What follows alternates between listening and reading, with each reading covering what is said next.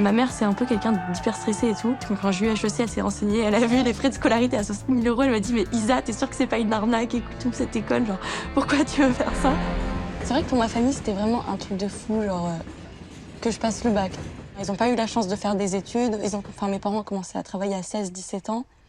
Et depuis petite, ils me disaient ouais, Isa, faut que tu fasses des études pour pouvoir choisir ce que tu fais, pour pas avoir à subir ton métier plus tard. Il y en a plein qui discutaient du fait qu'ils ont eu un meilleur classement à HEC que leurs parents, ils étaient hyper fiers de ça.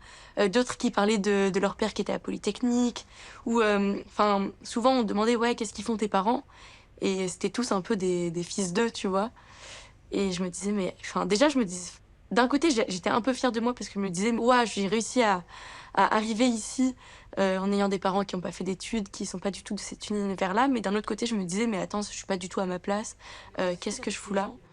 Parfois, j'ai l'impression de moins bien m'exprimer qu'eux, genre d'avoir moins de vocabulaire, d'être moins à l'aise. Alors que, en vrai, je sais pas si c'est vraiment le cas, parce qu'on m'a toujours dit que je m'exprime super bien à l'oral et tout, mais je m'en rends pas compte. Genre, j'ai eu 20 au triptyque et j'ai un peu ce syndrome de l'imposteur, genre, comment ça se fait? Pourquoi j'ai eu 20? Genre, comment c'est possible?